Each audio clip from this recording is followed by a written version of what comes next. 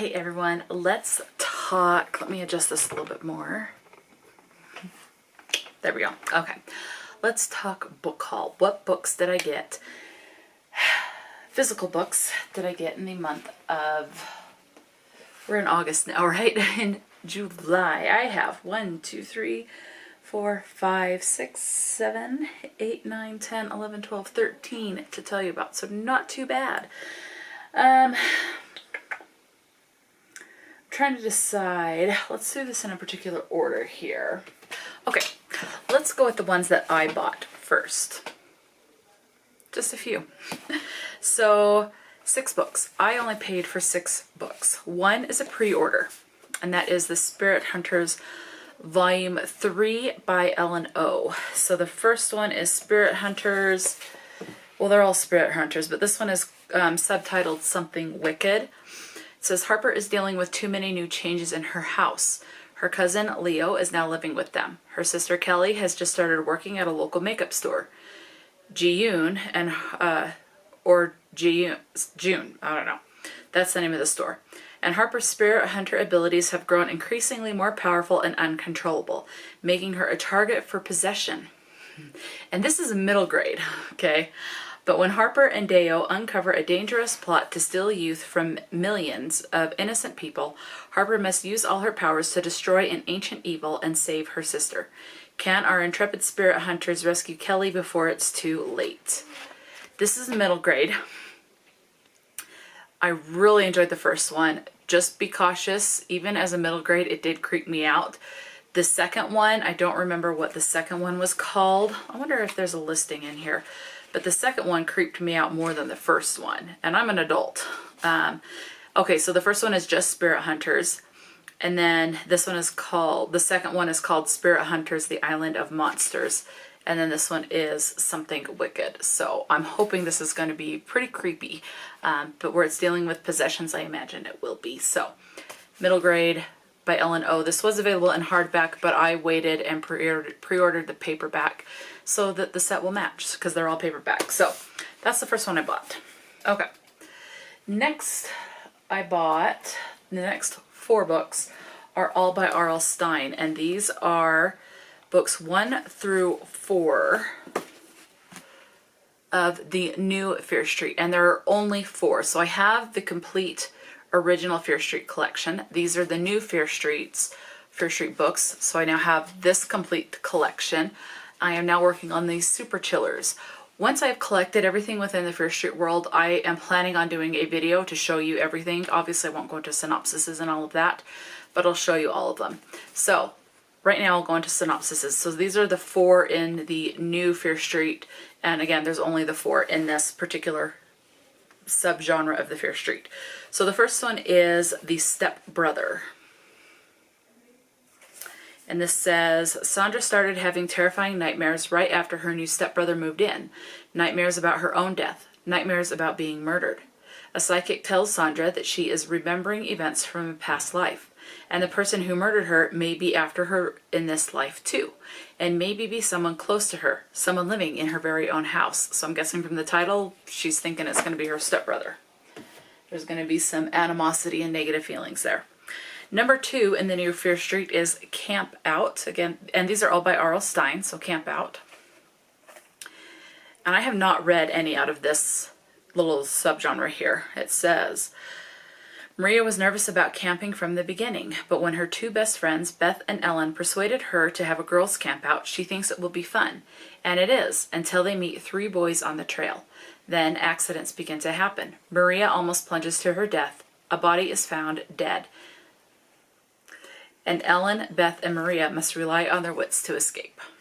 So, okay, number 3 in this is called Scream, Jennifer Scream. I remember hearing this and getting a kick out of it because I have a stepsister named Jennifer.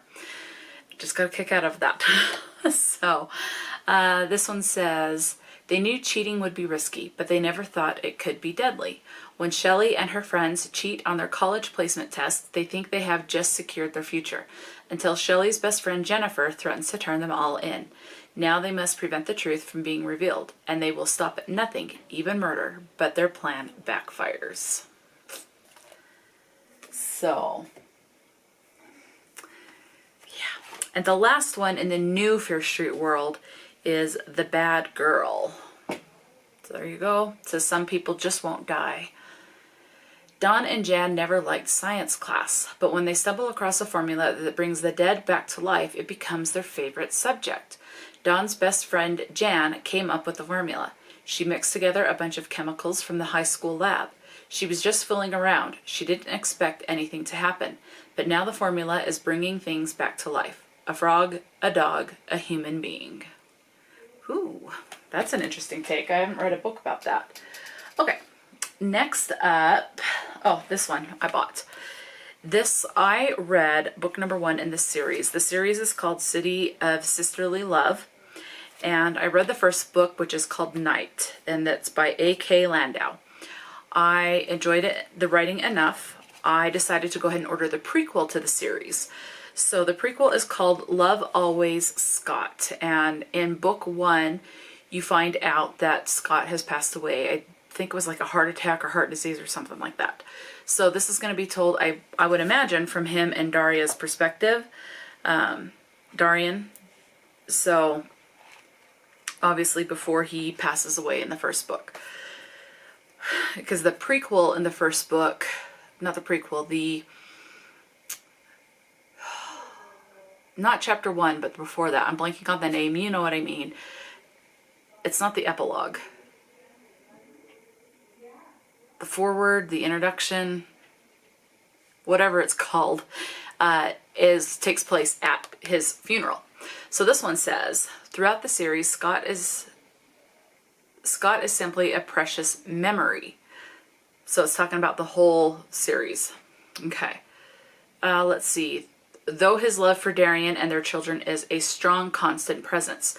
We've learned tidbits here and there about how Darian and Scott first met, but Love Always Scott takes us back in time to the beautiful, sweet origins of their story. That's why I bought this one.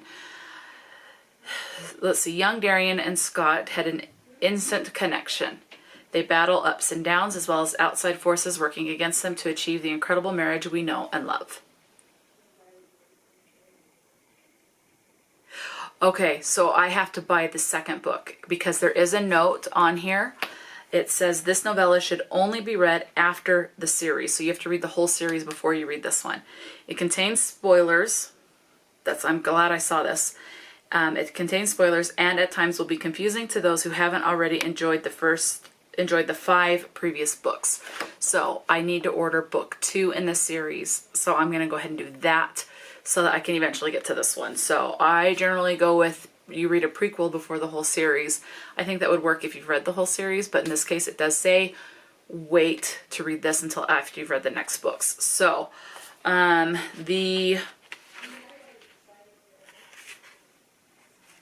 don't remember what the second book is called, but I will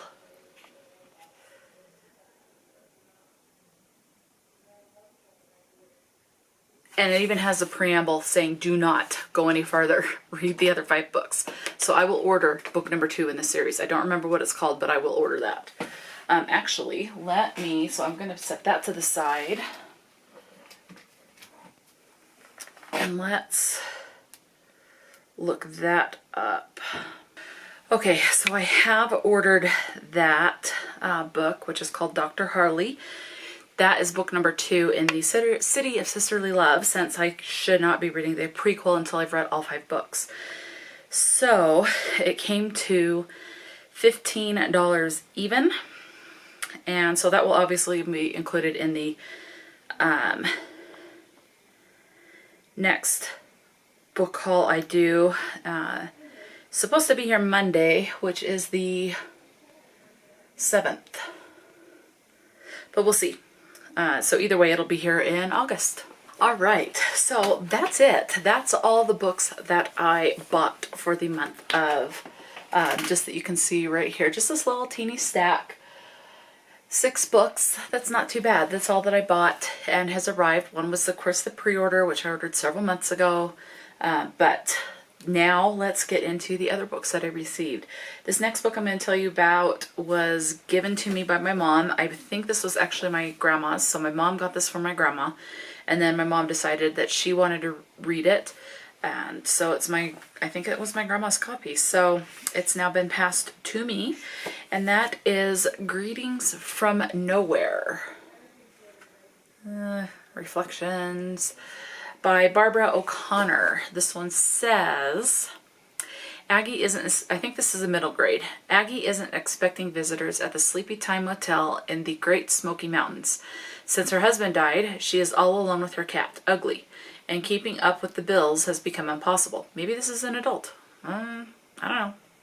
When she places a for sale ad in the newspaper, Aggie doesn't know that Kirby and his mom will need a room when their car breaks down on the way to Kirby's new reform school, or that Loretta and her parents will arrive in her dad's plumbing company van on a trip meant to honor the memory of Loretta's birth mother, or that Clyde Dover will answer the for sale ad and move in with his daughter, Willow, looking for a brand new life after Willow's mom left. Perhaps the biggest surprise of all is that Aggie and her guests find just the friends they need at the shabby motel in the middle of nowhere. I want to say this is going to be a middle grade. I think my mom said it was a middle grade, plus the writing is big. So I'm guessing a middle grade. I guess I'll find out when I read it. Okay. This next book was gifted to me from the author. The author reached out to me and was like, hey, would you be interested in a copy? I said, absolutely. The selling point is, one, this is a fantasy, and two, this is a Christian fantasy. So you're not going to have to worry about anything explicit in it as far as any sex and things like that. So, heck yeah. So the book that came is called Linden Falls by Joshua Hershey. So that's the book. And he did provide me the synopsis in the email, and it sounded good. And he signed it. So I'm happy. Yeah. Okay. Let's see. So it does say fantasy right on there, and this is a young adult as well. So if you're looking for young adult Christian fantasies, then maybe definitely one to look out. It does say this is won the Brew Book Excellence Award. Not sure what that is, but hey, congratulations on the award. Okay, let's get into the synopsis. It says, hello, where am I looking? Okay, Maybelle is it's obvious on the back. My eyes are just bouncing all over. It says, Maybelle is a rumored witch whose kingdom belongs to Leviathan, the serpent. Her people are enslaved in darkness, but everything changes when Maybelle discovers a book that transports her to a world of angels and demons. There, she wields swords of fire and faces Tannen, a spirit-infested dragon. Already it's sounding pretty good. Okay. Maybelle sets off to save her people, unaware that she'll find Eva along the way, that mystic lady thrown away in time, and in doing so find herself. So a coming-of-age fantasy? Maybelle even learns how to break the darkness, but Leviathan has different plans. Maybelle wants to set her people free, make peace with her past, and start a new life. She wants to be a fighter and protector of the ones she loves. When her life becomes a curse, can Maybelle end the darkness before destroying herself? I think it sounds really good. I am very intrigued, especially the fact that it is a Christian fantasy. I have never read a Christian fantasy. I have read Christian romance and Christian generalized fiction, Christian fiction, but I've never read a Christian fantasy, so this will be a first for me, and so I'm very grateful that the author reached out to me so I can experience this type of subgenre for the very first time. So I am excited to get into this, and I love the fact that I like it when the art on covers wraps around. So as you can see, you have I'm guessing that's Maybelle, and then that's one of the things from the world, but then his wing goes over to the back. So I like it when the scene completely wraps around. So there we go. So that was gifted to me from the author. So thank you to Joshua Hershey for that. Yeah, I wanted to make sure. All of a sudden I was thinking Heasley, and I'm like, that's not right, is it? So second guessing myself. Okay, this next 5 books are all from Goodreads. These are all books that I won from Goodreads, although one was a surprise. So I'm going to get into that one last because that actually goes with a different book. So So 4 contests I entered, but I ended up with 5 books. Okay. Obviously, I entered a lot more. I enter a lot of giveaways on Goodreads. I mean, a lot. Like almost every book, unless it's something that I know I'm not interested in, like a particular self-help that I don't need self-help with, or nonfiction that I have no interest in, something like that. Then I don't even bother entering, but pretty much everything else I will enter. Or if it's like the 5th book in a series, I won't, unless it's the first book. Anyway, so this first one is an ARC, and this one is actually out now. It went on sale June 27th, and this one is Where Ivy Dares to Grow. This was written by Marielle Thompson. Mexican Gothic meets Outlander. Okay. Haven't read either of those, so I can't say for sure, but the synopsis says, traveling to be with her fiancé's terminally ill mother in her last days, Seer Reed expected her introduction to the family's ancestral home would be bittersweet. But the stark thrust of Linden Hall against the cliff and the 100 darkened windows in its battered walls are almost as forbidding, as the woman who lies wasting inside. Her fiancé's parents make no secret of their distaste for Seer, and their feelings have long since spread to their son. Or perhaps it is only the shadows of her mind suggesting she's unwelcome, seizing on her fears while her beloved grieves. As Seer, I'm sure I'm saying that wrong, takes to wandering the estate's winding, dreamlike gardens, overgrown and half wild with neglect, she slips back through time to 1818. Ooh, a dual timeline, time travel. Okay. There she meets Theo Page, a man like her fiancé, but softer, with all the charms of that gentler age, and who clearly harbors a fervent interest in her. As it becomes clear that Theo is her fiancé's ancestor, and the tenuous piece of Langdon Hall crumbles around her, Seer finds she's no longer sure which dreams and doubts belong to the present and which might not be dreams at all. Sounds really good. Okay, so that's a win from Goodreads. This next one is called, I think it involves music just because it looks like it's the staffs on here, but this is another ARC, and this is the Refugee the Refugee Ocean, still struggling, Ocean, the Refugee Ocean by Paul's Toutonghi. Slaughtering that, I know, I am sorry. Anyway, it's very faint, but it looks like these are staffs. Like if you look at a sheet of music, this is where the music notes would go, so a staff for the music. That's what it looks like. So, and it says this publication date is October 10th of 2023. So, out in October. Born in Beirut in 1922, Marguerite Toutonghi, Marguerite lives a life of loss and sacrifice. She dreams of traveling to Europe and studying music, at the Conservatoire de Paris, but her family and her society hold her back. So it does involve music. That makes sense with the staffs there. Let's see. When she meets the son of a Cuban tobacco farmer at a formal dance, love transforms her. Together with him, she flees across the Pacific Ocean. She's hoping for a new beginning. Instead, she finds revolution and chaos. More than 50 years later, so a dual timeline it sounds like. More than 50 years later, Naim Rahil is a teenage refugee from Aleppo, Syria, a former piano prodigy who struggles to thrive in America and who has lost part of his hand in the war. And dreams of a simple, normal life. Oh man, that's hard.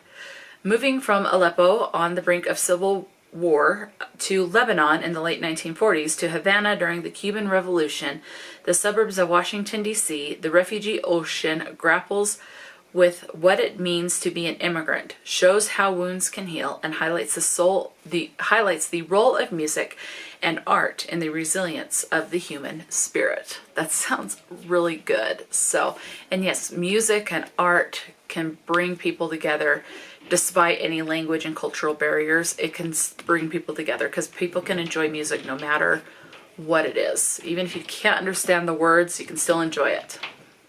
So, yep, okay.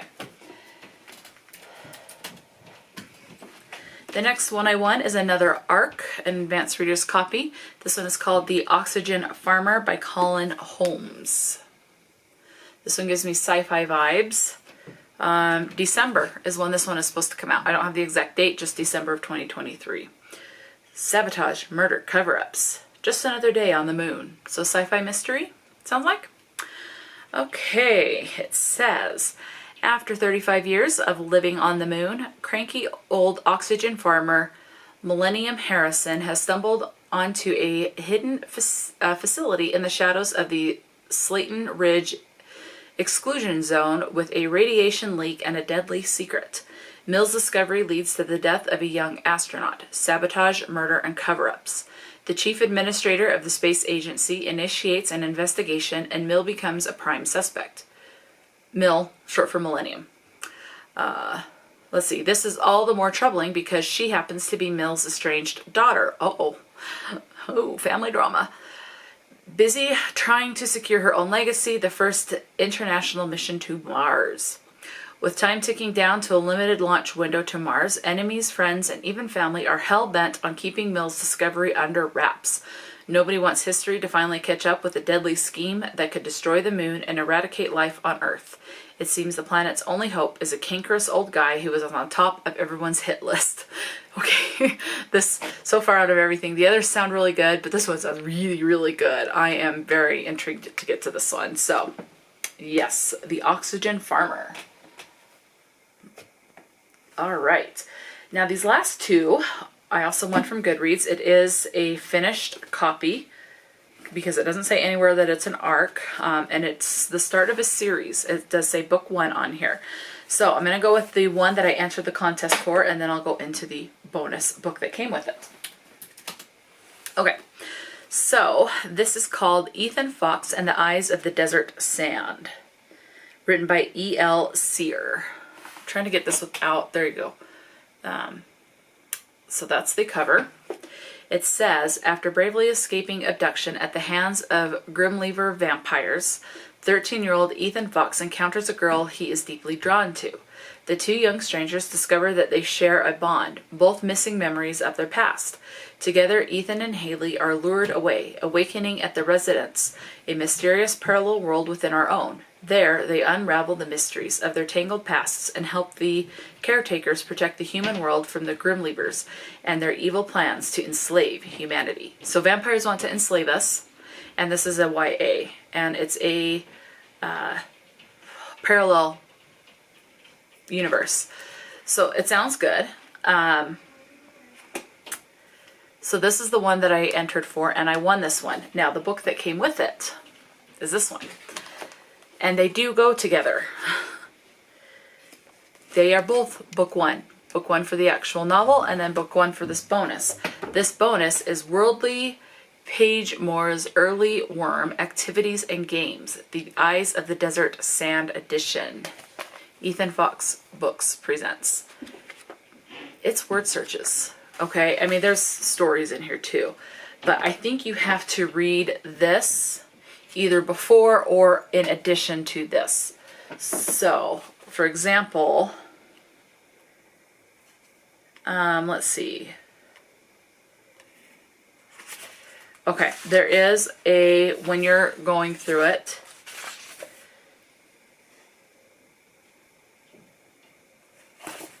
it says there's a page that contains a spoiler alert. You can't really see that. Okay. The following character descriptions and word search puzzles may contain small storyline spoilers. In some cases, the characters may not even be in book number 1.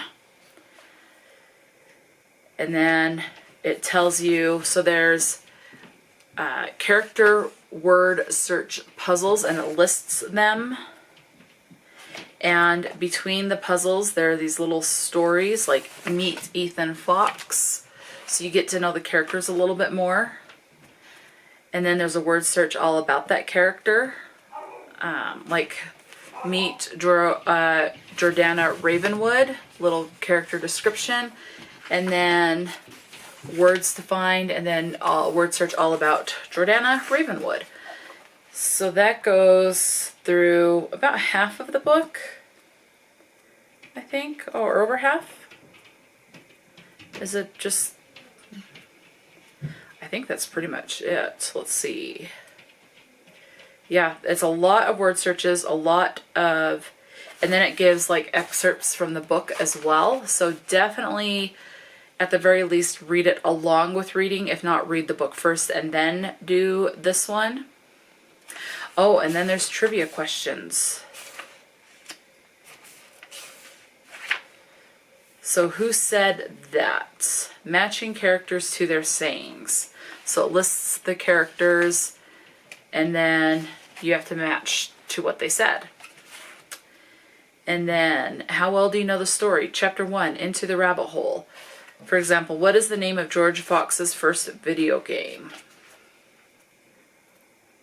Okay, so there's trivia questions. That takes me back to school, and it's like book research.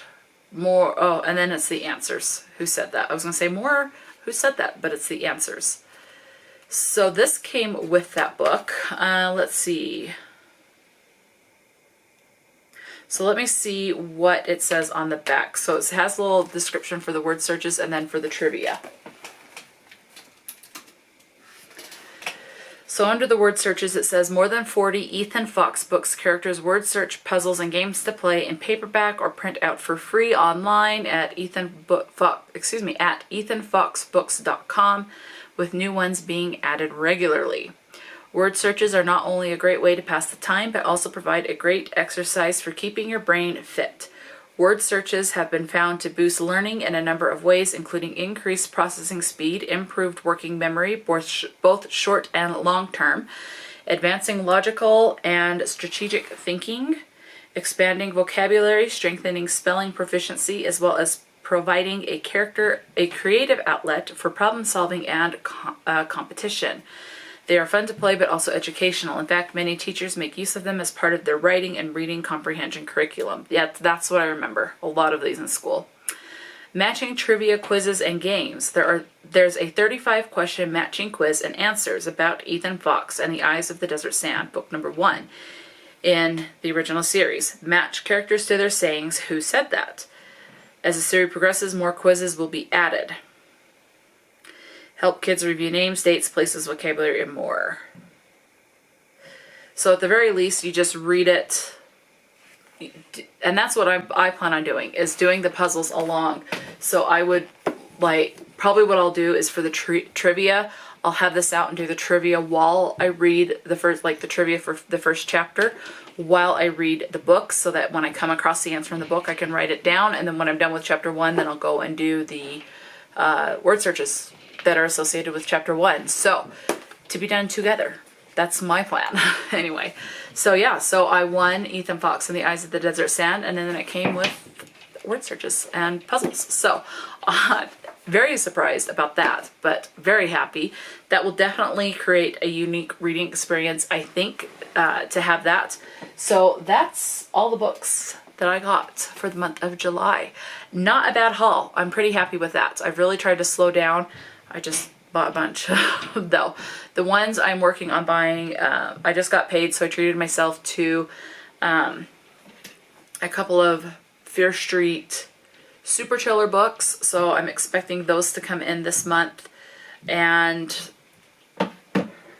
then obviously as I read books, if I enjoy the book and it's part of a series, then I'll buy the next book in a series. So that's the plan for now with that. So those are what I got. Let me know if you've read any of those books or read books from any of these authors.